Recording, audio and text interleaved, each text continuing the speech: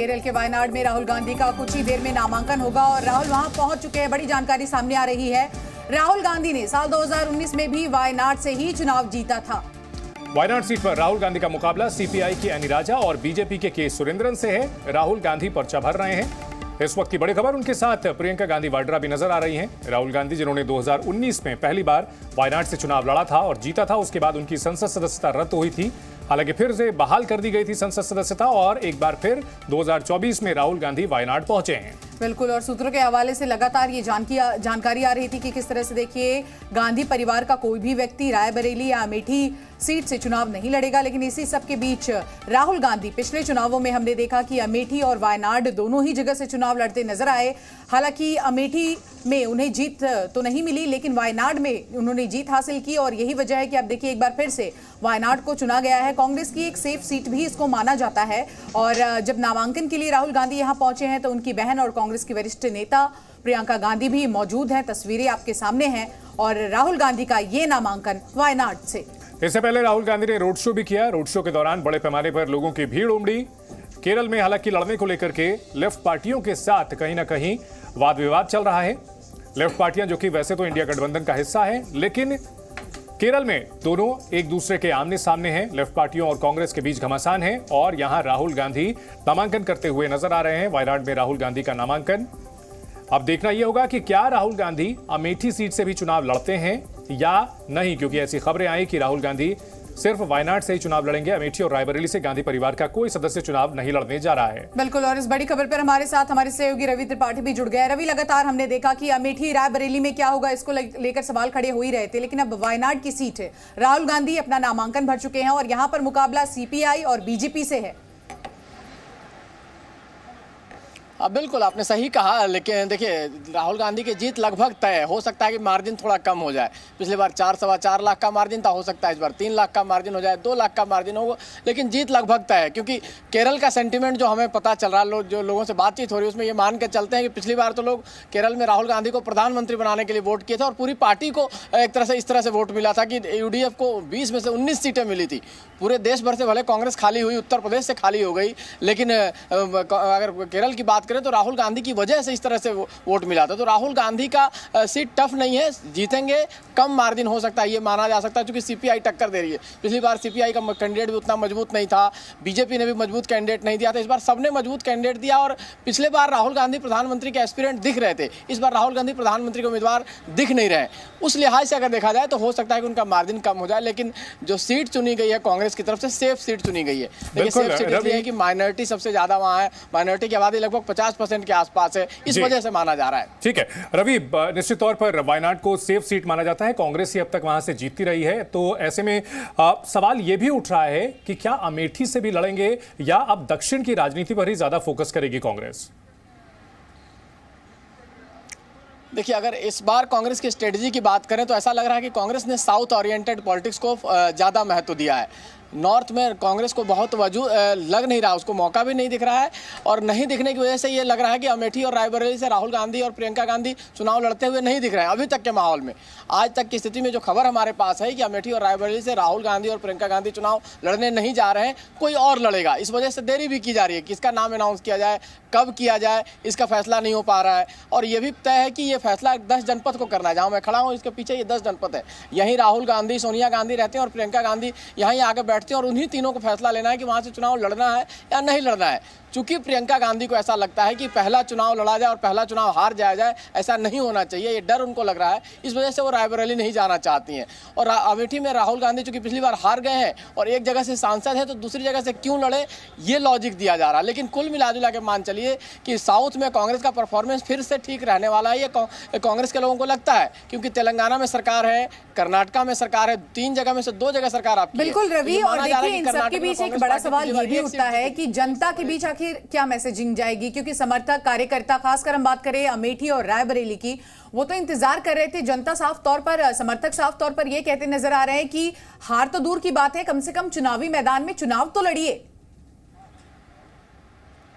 बिल्कुल बिल्कुल आपने सही कहा। देखिए ऐसा नहीं है कि कांग्रेस हारी नहीं है वहाँ पे, इससे पहले भी राहुल गांधी से पहले भी आप गौर कीजिए कि 1977 में इंदिरा गांधी उस सीट से हार गई थी रायबरेली से, अमेठी से संजय गांधी चुनाव हार गए थे, लेकिन 80 में दोनों चुनाव लड़े और दोनों जीते। उसके बाद लंबे समय तक आप लगातार गांधी परिवार की सीट रही है। 1952 से लगातार आप रायबरेली सीट पर आपका कब्जा रहा है लगातार। कभी इंदिरा गांधी रही, फिरोज गांधी रहे पहले, उसके बाद सोनिया गांधी रही इतने दिन के बाद, और आज भी आपको कॉन्फिडेंस नहीं हो रहा उस सीट पर, जबकि आप कहते हैं कि हमने बहुत काम किया रायबरेली में। इसके बावजूद तो कहीं ना कहीं उसके कार्यकर्ता आपका बैठ जाता है, जो कार्यकर्ताओं का मनोबल गिरता है। जनता का मनोबल तो गिरता ही गिरता है, लेकिन कार्यकर्ता का, चूंकि कार्यकर्ता चाहता है कि नेता रहता है तो उसके बदले जाकर लोगों से वोट मांग सकता है, कह सकता है, लेकिन जब नया कैंडिडेट कोई आएगा तो शायद कार्यकर्ताओं में वो मनोबल नहीं रहेगा जो मनोबल गांधी परिवार के रहने से रहता है।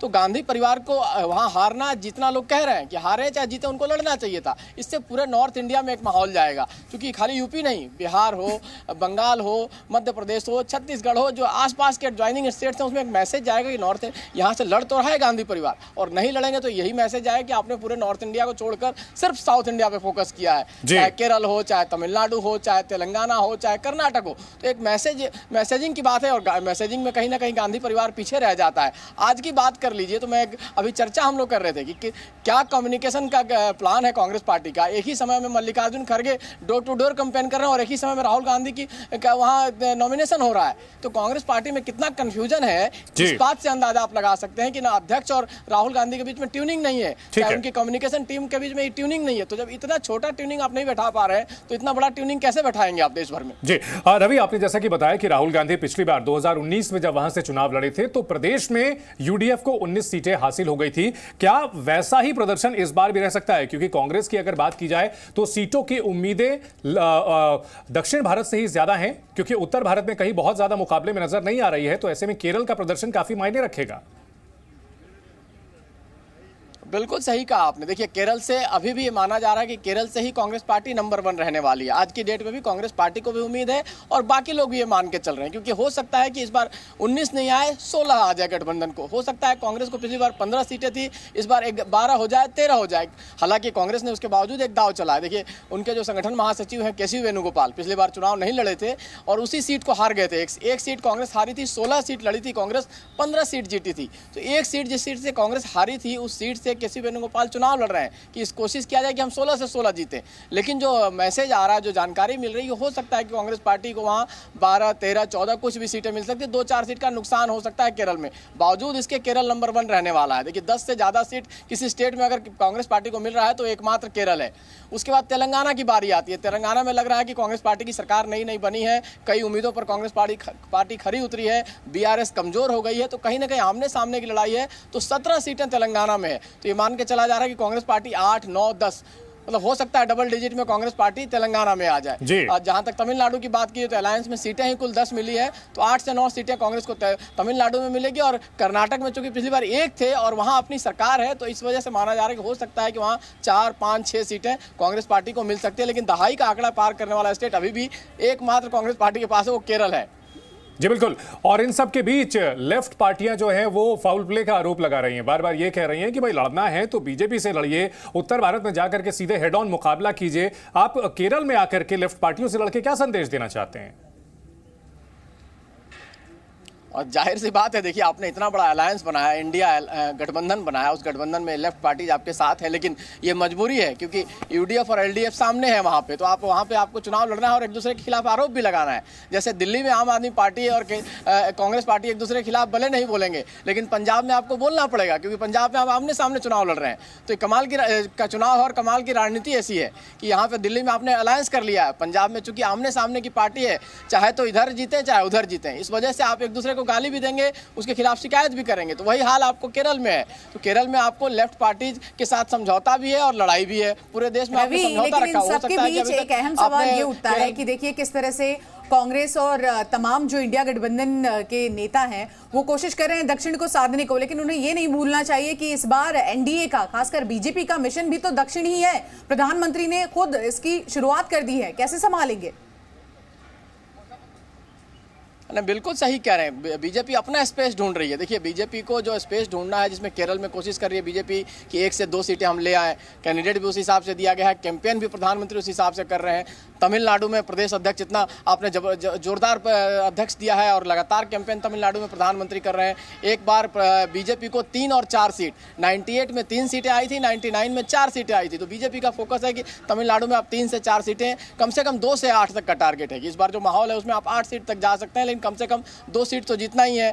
तेलंगाना में कांग्रेस और बीजेपी ही आमने सामने है, वैसे ही कर्नाटक में आपने बीजेपी और कांग्रेस ही आमने सामने है। तो बीजेपी अपना स्पेस छोड़ना नहीं चाहती, बढ़ाना चाहती है।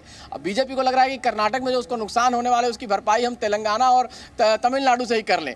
तो लड़ाई तो अच्छी है, कोशिश करेंगे, लेकिन कांग्रेस को अभी तक की स्थिति में ऐसा लग रहा है कि साउथ में जो कांग्रेस का स्पेस है, कर्नाटक को छोड़कर तीनों राज्यों में कांग्रेस का स्पेस अभी भी बना रहेगा, ऐसा उम्मीद किया जा रहा है। बिल्कुल। तो राहुल गांधी वायनाड से पर्चा भर रहे हैं और इससे पहले उनके प्रतिद्वंदी एनी राजा ने भी नामांकन भर दिया है और इससे पहले राहुल गांधी ने रोड शो भी किया है। किस तरह से यहां समीकरण है वो भी हम आपको वायनाड का बताते हैं। और आपको बता दें कि वायनाड से इस बार दूसरी बार है। किस तरह से देखिए राहुल गांधी चुनावी मैदान में हैं और तस्वीरें लगातार हम आपको दिखा रहे हैं। तो कांग्रेस से राहुल गांधी, सीपीआई से एनी राजा और बीजेपी ने चुनावी मैदान में के सुरेंद्रन को उतारा है। अब देखना होगा कि वायनाड में किसकी जीत होगी और क्या राहुल गांधी एक बार फिर से जीत का परचम लहराते हैं। जी न्यूज़।